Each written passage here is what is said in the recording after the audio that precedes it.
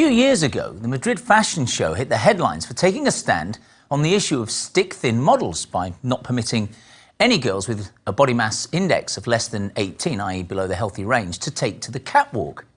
This was seen as a major step forward, not just for the sake of the model's health, but also for the legions of girls across the world who see them as role models.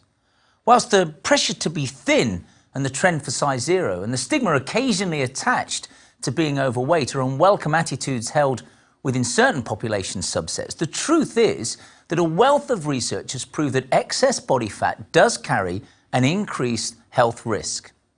So more importantly, for health rather than aesthetic reasons, weight management is an important issue, and particularly weight loss in light of the National Health and Nutrition Examination Survey that calculated that 34% of American adults are overweight, 33% are obese, and a further 6% are extremely obese.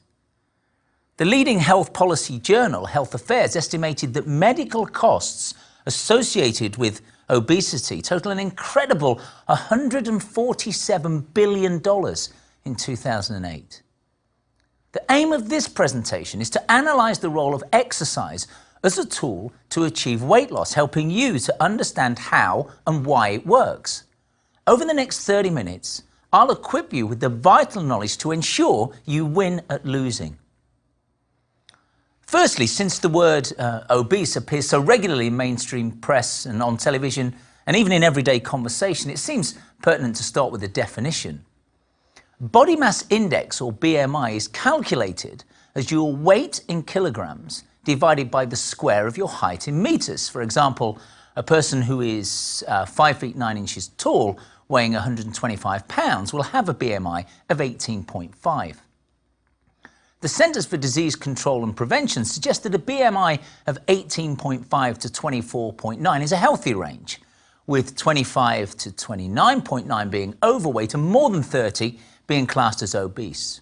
Be aware, however, this is merely a guideline that correlates the amount of body fat in the general population, and athletes or heavily muscled individuals will score falsely high on this scale. So why is it that the percentage of overweight is growing, literally in all senses? It actually comes down to a very simple mathematical equation. The sum of the calories in minus the sum of the calories out. If more calories are taken on board in the form of food than are used up through activity and metabolism, the result will be weight gain. Let's consider a specific example taken from an article by Doug McGuff. An hour of jogging will burn only about 150 calories above your metabolic rate, but it actually only takes 20 seconds to eat 150 calories of cookies. Fortunately, however, dietary restriction and increased exercise will lead to a calorie deficit and so to weight loss. Unfortunately, however, this technological age in which we now live has led to a predominantly sedentary lifestyle for most of us, and essential movement in everyday tasks has become somewhat minimised. When this is combined with the incredibly easy access to calorie-dense foodstuffs such as fast food, then it's easy to understand how the equation we just mentioned works against us, leading to weight problems. We've evolved as a species that was occasionally threatened with famine, and that required considerable physical effort to acquire food, as a result of which we developed an ability to take in and store food in the form of fat tissue. Now we can see how readily available food and the removal of the necessity to hunt for it have led to an expanding global waistband. One surprising effect on your body mass turns out to be the amount you sleep. So I asked Professor Heller about this, since sleep is his primary area of research. So let's go to him to see what he had to say. So there is a relationship between sleep and weight gain. And the relationship is short sleep tends to correlate with excess weight gain. A large epidemiological study was done in which all sorts of characteristics of lifestyle were compared to body composition, percent body fat. And it was found that everything else being equal, individuals who fell into the short sleep category, people not getting more than 6 hours of sleep a night, they tended to have excess body mass. Whereas those individuals who were getting 8 or more hours of sleep a night, they were the individuals who had the lowest percent body fat. Now, you might ask why that might be so. Well, one of the factors that perhaps comes into play is when you eat. People who are short sleepers, who are up late at night, they tend to snack late at night, they tend to eat late at night. And in a different study, it's been shown that calories, everything else being equal, calories consumed after 8 p.m. have a greater impact on body mass than calories consumed earlier in the day. So when you eat and how much you sleep are factors then in being overweight. But those are largely choices we can influence unless you work a late shift, which is a high-risk category because you're off your natural circadian rhythm. Clearly there are other contributors to being overweight, genetics often being cited.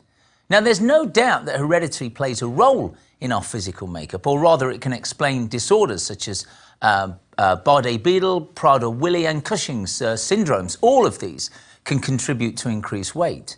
But it's widely accepted this cannot account for a significant portion of the obese, hence the previously mentioned factors having more impact than genetics. Let's consider gender next. In general, women are known to carry more body fat than men, but usually around their hips and thighs, known as the gynoid or pear-shaped body, while men's fat deposits tend to be around the tummy, referred to as android or apple shape. Now, please note these are just sweeping generalizations with much variance about these norms on both sides.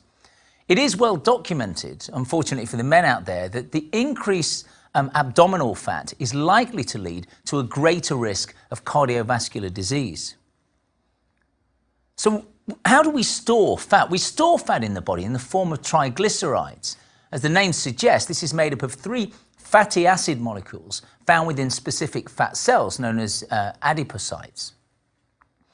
There's also a small amount residing within the muscle cells, ready to be used as fuel for exercise, although most will come via the bloodstream. The release of fat from storage to be used as fuel is regulated by 2 enzymes, hormone-sensitive lipase and lipoprotein lipase.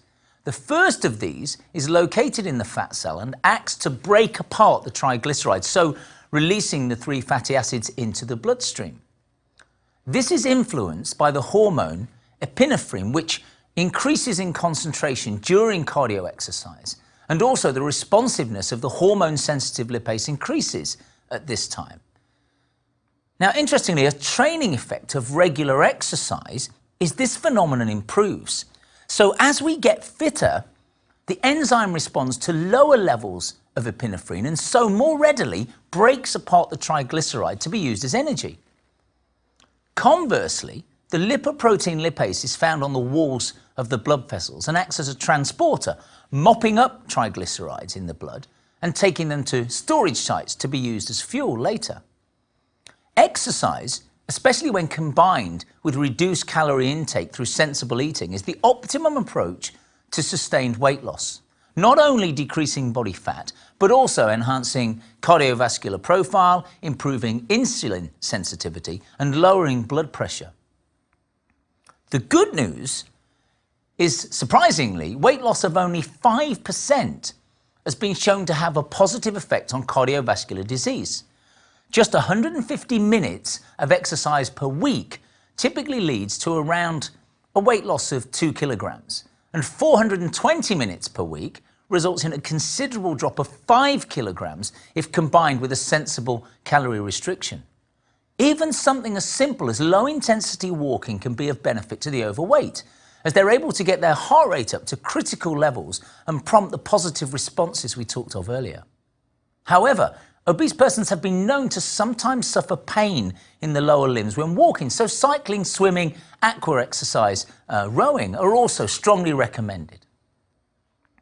Losing weight through exercise can be somewhat confusing, as cardio machines in the gym recommend inbuilt fat-burning programs at around 60 to 70% of your maximum working heart rate, which you'll remember from earlier in the series. We calculate from taking your age from 220. Although this is a fairly low intensity, it's probably just a brisk walk for most of us. Now, this is based on the premise that at lower intensities, the majority of the calories burned are from fat stores rather than carbohydrate that's stored in the muscles and the liver. It's indeed true that as the intensity increases, a lower proportion of the fuel will be provided by fat. But the important factor to take into consideration here is the total number of calories expended. So, a vigorous workout may burn a lesser percentage of calories from fat stores, but the total amount could be greater than working out for the same length of time at a lower intensity. So, as your fitness level starts to improve through regular activity, your ability to achieve and maintain higher intensities will also improve, and therefore your capacity to burn fat during exercise will increase. It is important to begin exercise gently, particularly if you've not done it for a while, but accelerated results will come from increasing the intensity of exercise, so you should try to do that as soon as possible. Of course, I strongly recommend that you consult your physician before embarking on a new exercise regime, particularly if you have any concerns about your current health status. Now, there's another common misconception in this area, that fat burning during exercise only begins after a set period, usually quoted as being around 20 minutes, although sometimes 30 minutes is this magic threshold. Certainly, fat metabolism is a slow starter, with transport to and utilization in the muscles requiring time to work effectively. But after a while, the switch takes place from carbohydrate to fat for fuel.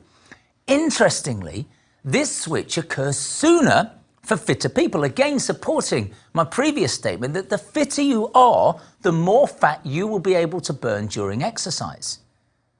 Studies have shown there are a number of physiological adaptations as a result of cardio exercise that help to shift body fat. Let's have a look at these. They include oxygen supplies increasing with regular exercise, helping to burn fat more efficiently.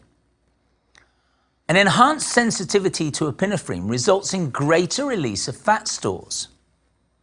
The amount of fat that enters the muscle to fuel movement can increase, and the mitochondria, where fat burning actually takes place in the muscle cells, they increase in number and size. So the combined result of these then supports the earlier hypothesis that regular exercise helps us to become better at using up our fat stores. An exercise for fat loss program will depend on two things. Now, we've encountered these several times in other presentations in this series, namely frequency and duration. Since the aim is to burn as many calories as possible, ultimately, exercising more often and for longer will help to tip that energy balance equation in our favor, that is, towards a negative calorie deficit. Here are two examples of how important these variables are when applied to two different exercise regimes. Let's consider 30 minutes brisk walk 3 times per week. That will result in a burn of 600 calories.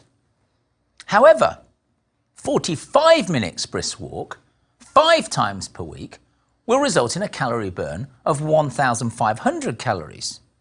Now, although the exact numbers will be dependent on people's specific body weight and walking technique, we can calculate from this that the first example, it will take us approximately 13 weeks to burn off 1 kilogram of body fat, whereas the second approach cuts this down to only around 5 weeks.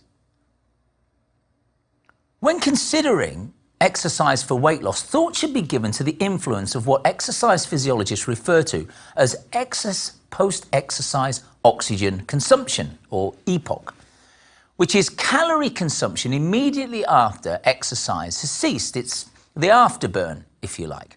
And this is due to the increased metabolic effect of your body removing waste products from the cells and then refueling. Clearly, if this can be maximized, it will lead to a boost in the calories burned, even though you could actually be relaxing back at home after your sweaty endeavors. It'll probably come as no surprise to learn that EPOC is dependent upon the intensity of the workout. So the tougher the workout then, the greater the afterburn, with 70% of your maximum working heart rate being an absolute minimum. So this allows us to now summarize exercise for weight loss as follows. Fat can be burned at any exercise intensity, and low-intensity exercise is recommended for those with a low fitness level, as this is more likely to encourage you to stick at it. Whilst the percentage of fat compared to carbohydrate being used as a fuel source varies with intensity, the most important figure is the total number of calories consumed. Frequency and duration need to be high enough to have a significant impact on reducing body fat. And remember that EPOC contributes significantly to calorie expenditure and is greater for higher intensity exercise sessions. Importantly, remember, fat loss involves creating a negative energy balance. And although exercise can make a big difference to the calories used up, clearly weight loss will only be achieved if we don't eat too much, so putting too much energy in. Whilst people will often equate weight loss exercise to cardio options such as cycling, running, swimming, it's fair to say that regular resistance training results in a short-term boost in fat burning after exercise, but a long-term increase in muscle tissue, which then has an associated rise in your resting metabolic rate. This implies then that you'll burn even more calories just when you're sleeping. For this reason, the best exercise prescription is to combine intense cardio and resistance training modes. Since low-calorie diets lead to slowing the metabolism, resistance training is actually vital as a tool to counter this, and so is highly valuable to help you maintain weight loss progress if you're combining exercise and food restriction. To try to quantify the value of resistance training, it's useful to know that a kilogram of extra lean tissue will lead to an additional 100 calories being burned every single day. If you consider that a resistance training program can reasonably be expected to add 3 to 5 kilograms of muscle mass, this equates to using up an extra 300 to 500 calories per day just in doing everyday activity. This could even add up, think about this, to a considerable 9 to 15 kilograms of fat loss over a year. The important thing to remember here is that you get out of exercise what you put in. So resistance training, like the cardio, needs to be intense and progressive. Weights should be selected to produce a momentary muscular fatigue at around 12 to 15 repetitions, and then increased once it becomes too easy. At this point, having discussed exercise in some detail, I wish to address a myth you may well have encountered regarding the suggestion that exercising in the morning on an empty stomach is a great way to shed fat. Research at the University of Leuven in Belgium confirmed this will actually work, as fasting, which is essentially what happens overnight as we sleep, leads to an increased adrenaline level and reduced insulin levels, creating an environment that is more conducive to the breakdown of fat for energy. The study revealed that those who exercise without eating beforehand do burn significantly more fat than those who had a pre-workout snack. However, be warned, the fasters were not able to perform intense training as well as the counterparts who were fueled up, according to another study in the Medicine, Science and Sports Exercise Journal. So before you set your alarm for an early morning jog before breakfast, be aware that not everybody's in agreement about this area, and some experts would suggest that exercising with low blood sugar could lead to you becoming dizzy, coordinated. It could even increase the risk of injury. It'll certainly feel somewhat uncomfortable exercising when you're feeling hungry, and may lead to you subconsciously eating more afterwards than you actually need, so beware. Now, we've established the impact of exercise upon weight loss. Let's consider a few specific approaches that will produce results. High-intensity interval training requires 10 sets of 4 minutes at 95% of maximum working heart rate with 2 minutes rest in between. Absolutely vital tool in your armory. A resistance training circuit performing perhaps 20 repetitions at each of 12 weight training stations with little or no rest And the stations ideally should alternate between upper and lower body for a good calorie burn. We could try sprint interval training, which involves full-on effort for 30 seconds, followed by 4 minutes of light exercise, repeated 6 times. Another technique is fartlek training, interspersing continuous steady pace with quicker bursts of varying duration, for example, 2, 4, 6 minutes in a sort of an unstructured format. Metabolic conditioning is the idea of working continuous cardio at a moderate intensity of around 70% of your maximum working heart rate for around 40 to 60 minutes. And then step up interval training, starting at an easy cardio pace, the speed increasing perhaps every 4 minutes by about 15% until you reach the set target of between 20 to 60 minutes, depending on your current fitness level. As we start to get a little fitter, another technique is near maximal training. 5 sets of 5 minutes at 95% of your maximum working heart rate, followed by 5 minutes at just 50%. So there are a few different formats there we can use to achieve our weight loss goals. Encouragingly, both research and anecdotal evidence suggest that most of us are capable of successfully losing weight, with the bigger challenge being to maintain our new weight. A study in 2009 revealed that regular exercise can be linked to sustained weight after a reduction, proposing that more is better and a target of 40 minutes per day will prevent weight gain. Using a common sense approach, it's not too difficult to identify critical times for relapse, enabling tactics to be developed to avoid such. The triggers to weight regain can be divided into 3 distinct categories that can be subdivided as follows. Let's think about lifestyle first of all. Taking part in sport, especially team games, can be a great motivator to remaining regularly active. So hanging up your cleats, spikes, sneakers, gloves, or whatever can lead to a dramatic reduction in activity. Instead of ceasing sport, a sensible approach is to think about switching from one sport to a more gentle option. Believe it or not, marriage can be a problem, particularly for men, as it's commonly accompanied by a reduction in energy levels and exercise levels and an increase in food intake. The key is to be conscious of these 2 factors, retaining your current commitment to activity and keeping a food diary to help avoid more regular eating and increased portion sizes. Those who give up smoking may find that weight increases as nicotine speeds up metabolic rate, so withdrawing it causes a slowing. Regular exercise and 5 to 6 small meals rather than 2 to 3 large meals each day are both tactics that will help to give the metabolism a boost.